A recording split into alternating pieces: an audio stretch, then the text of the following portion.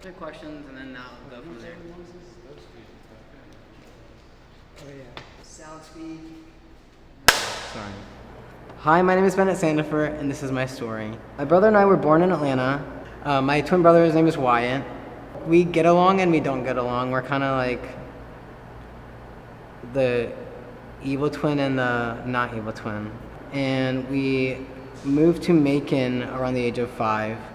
There's not that much going on there, but it's really cool because of a lot of the music history that's from Macon, like Otis Redding, Little Richard, the Allman Brothers. Growing up there, it kind of sucked, but it was really cool because my dad started this film festival called the Macon Film Festival, and that made me really interested in doing film stuff, but also photography, because like seeing all these different kind of films, independent films, was really inspiring, and growing up around that scene like makes me really big into like movies and like stuff like that, because I can always like catch continuity just because I've been going to so many film festivals. None of my friends get mad at me whenever I point that stuff out now. I wanted to go to any art school that was outside of Georgia. So I applied for a few art schools in New York. I applied to FIT and SVA. I got into both, but I chose SVA. I lived in New York for a year, and in that whole year, I learned so much about myself and like living in the city, living alone. Being on my own was amazing. I loved it. I love the city. I miss New York. I miss the cold weather. And like learning photography up there is like the best place because there's so many things you can photograph in New York. Like in the middle of my year in being in SVA, I realized like that's when I really was like completely figuring myself out, and it was very scary doing it. And like I actually had a buddy that moved to New York, and like he was not one of the first people I came out to, but he was like one of the very few that I came out to in New York. And I told him that I think I'm trans at the time, and he told me that like only mentally ill people are trans, and I don't believe you're mentally ill. After he told that to me, that kind of put me in a really dark place, and I was questioning myself. And then that's when I knew I wanted to come back home. I'm moving back to Georgia after the school year's over so I can begin transitioning. On May 8th, I go talk to the gender therapist, so I'm really excited about that. Like, you have no idea. I left New York and came home, and like I said, I wrote my parents a letter, put it in the closet, ironically, and essentially came out to them. I came out of the closet. In the letter, I pretty much told them, I'm still the same person as I was before. I'm just going to be a little bit different because obviously my face and voice are going to change. But I'm still the same person as I was. I'm still the same child that you gave birth to. There's nothing that's different about me. I'm just happier. And that's the only thing that really matters instead of being an unhappy child living in the body that's not mine. You didn't tell me I got a letter. Gave both of you guys a letter. Well, you told me 2 years ago. Yeah. So I was prepared, and Okay. I knew that this was something that you wanted. You confided in me when we were driving back from Martha's Vineyard 2 summers ago. And you said, just don't say anything to Dad yet. I want to tell him. And I honored your request. And then you told him 2 years later. Well, I went into my closet, and there was a note on my table in the closet with from you. Anyway, I read it and I was shocked. Not about the gay stuff, but about what I was thinking was going to be you were coming out as a lesbian, and the whole trans thing threw me for a loop. So I was, of course, very shocked, and immediately started like Googling what trans was, kind of figure out how to talk to you about it. The new child you're getting is going to be a happier version of who they were before. You want them to be super happy and super confident in themselves, because that's when we flourish. I think they both thought I was coming out as a lesbian. I was coming out as trans. And then they came out and read it, and they were super supportive of me, and I was scared for no reason. I knew when I was 5, but I didn't know the words to say what I was, because I didn't, like, you don't really see, like, trans men in the media, or like even at that point, during that time, like you didn't like, or I didn't know that there were any. I only saw like trans women through like going on like on like Tumblr and saying like the dark side of like Tumblr, which I was really young and saying all this like crazy shit that I shouldn't probably even been saying. And like also the shows my parents were watching. I grew up on like True Blood, The L Word, like 6 Feet Under. Also being on my own and trying and like finding other people who felt the same way. Like I followed these 2 people who they first came out as lesbians, and then later on, like after I followed them, they came out as trans. And I was like, this is literally me. So I was there from the beginning, watching them fully transition to who they are now. Having a supportive family really helps, and having a really good group of friends that support you really helps as well. I'm very blessed. I emailed one of my doctors and asked her if I could start hormones, or if that would affect my tumors, and she said she doesn't know, because there's not that many cases. She's like, I don't think it would hurt, but I was like, I don't give a fuck anyway. If it hurts me or not, I'm gonna do it regardless because I want to be happy. I have something called neurofibromatosis type 1. My brother and I both have it, and my mom does it too. And all of our NF is different. My brother and I both had eye surgeries, and it just causes tumors. Like what NF essentially is, it causes tumors around your body. None of them are really cancerous from my knowledge, because none of mine have been. They're all benign. But my tumors are centered around my eye, or behind my eye. And I've had 7 eye surgeries because my tumors kept growing back. But by the time we turned 18, they stopped growing. And I have one that's wrapped around a nerve that they can't get, because if they do, or if they cut it, I'll go blind in my right eye. So, and it hasn't caused any pain or any growth, so there's just no point in removing it or trying to get it out. But I was, like I said, I was really scared to start testosterone because your tumors grow through puberty, and I'm going through a second puberty pretty much. Well, whenever I started, I was going through a second puberty.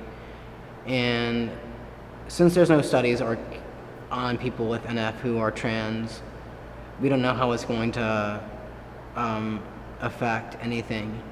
But I take my testosterone every week, and actually, like, here's like the little box it comes in, and it's actually very small. Like, it's kind of crazy how much this tiny little vial can do to you within like 2 years. This is my voice pre-T. This is Bennett. This is my voice 2 months on testosterone. It's Bennett, and this is my voice 4 months on testosterone. Hey, it's Bennett. This is my voice 6 months on testosterone. Hey guys, it's Bennett. This is my voice 8 months on testosterone. Hey, this is Bennett. This is my voice 10 months on testosterone. Hey guys, it's Bennett, and this is my voice 1 year on testosterone. Like, whole look, I don't know, like, it makes you, like, your voice completely changes. Like, this tiny thing literally transforms you into, like, a happier version of yourself. I would wear binders to make my chest flatter, and what that does essentially is kind of like a sports bra, but it's a lot, like, makes your chest completely flat.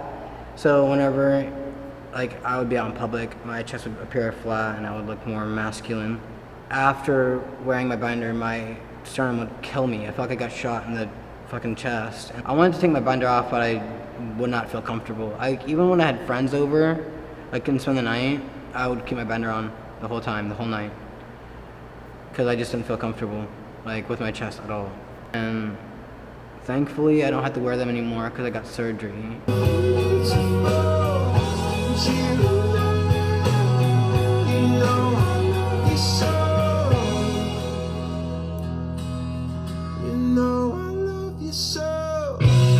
My surgery was March 15th of this year, and it was one of the best surgeries I've ever had. I woke up, I felt amazing. I literally asked the nurse for my phone, and I sent friends videos of amazing. I got out of surgery, and when I got home, I was pretty much in bed the whole time. I don't really remember much because I was on a lot of painkillers, but a lot of friends came and visited me, and that was really cool. After a few days of whenever I was recuperating at home, I wanted to look at my chest.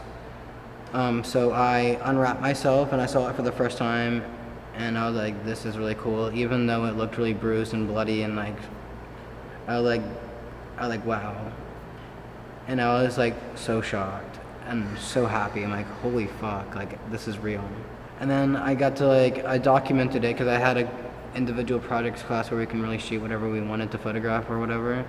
I got to photograph my chest while I was healing, when it worked out perfectly because I made a little short in that class, and then I continued it and finished it. I photographed myself in a field with a big jacket on and just my chest out because I wanted to show freedom. I just felt so free in that picture, because I finally could literally live my truth in a way, even though I was already living my truth after I came out, but finally being able to fully feel like a phoenix. I felt like my true self after I got my surgery, and I literally wanted to express that in that image. So that was a really huge weight off my chest, and that made me literally. And after my surgery, I became a million times more confident because I finally can wear shirts how I want, and literally if I wanted to take my shirt off, I can, instead of having to and changing in front of people now is fine, or being shirtless in front of people is fine. It's crazy what 2 years of being on testosterone and getting surgery can do. There's going to be a lot of people who don't understand what trans is or who you are, but what I recommend for those people is getting to know a trans person or doing research on your own if you feel so inclined to, because you can't just judge somebody by the way they want to present themselves or through their gender identity or expression, because that could be very damaging to that individual. Doing research really is helpful, and getting to know us is really cool because we will tell you if we feel comfortable with you. We will obviously educate you. I am an open book. I will tell everybody anything. We are literally the same person. We're all human. We're human. We're not wired differently. Maybe we are, but at the end of the day, maybe we'll become good friends out of it, and you'll actually have a trans person in your life, because I know there's a lot of people that don't know a trans person, which is crazy, or they know of them, but they don't have them in their life. And I think it's crucial to have somebody in the community in your life, because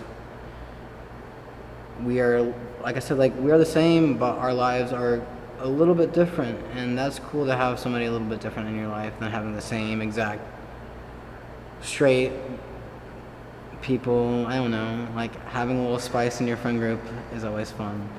And for the people that are thinking about transitioning or are still unsure about who you are and sexuality wise, gender identity wise, I highly recommend going to gender therapy.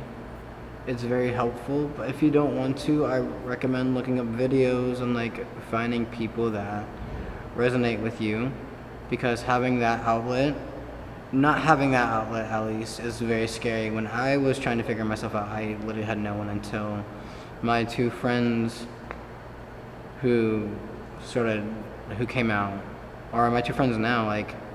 I literally was friends with this one person, this one guy, and as soon as he came out as trans, or non-binary, I was this is literally me. As soon as they started testosterone, I was okay, this is what I want to do. Because originally I came out as non-binary because I didn't know what exactly I was, and I was using they them pronouns, but then those didn't really sit right with me until somebody called me he, or referred to me as male. Yeah, that's what I feel more comfortable with. But sexuality and gender is literally the hardest thing to come to terms with, because there's so many, and people just think there's two, but like for them, they're just very close-minded, and they need to be more educated, because education is always a good thing, and it's always a beautiful thing. Because like for those of you who are afraid to come out, it is scary because you don't know how people are going to react. And it's scary to tell your parents because you don't know how they're going to react. They might disown you or whatever, throw you out of the house. But if that does happen, you're going to have a chosen family, and that chosen family is going to be stronger than your blood family. Because there's a lot of kids who got thrown out of their house for being gay, or their parents don't talk to them because they're gay or trans or whatever reason. And as soon as you find people that support you, they're your chosen family, and they'll stick with you through thick and thin no matter what. It came around for my grandmother to be supportive because, you know, that's the old South and their way of growing up. They said there wasn't any gay people or trans people, but there actually was. But in that time, they were afraid because that was like back in the day when there was nothing.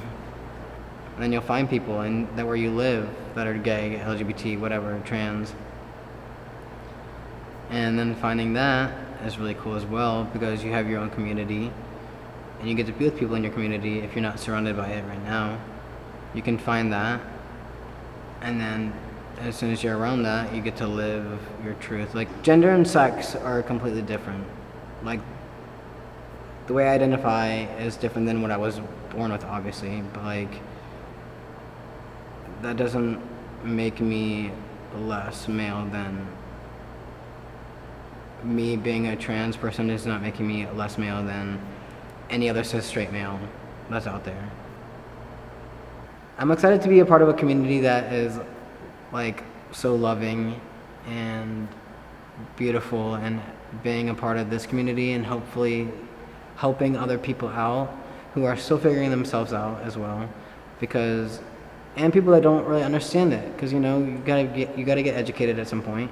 And for the people that are afraid to start this journey, to know that it's gonna be a good one, but you're probably gonna have some ups and downs regardless of whatever you do. You're gonna have people that don't like you, but don't mind them because they can't hate on your happiness. Don't let anybody hate on your happiness. Just be happy with yourself, and that's all that matters.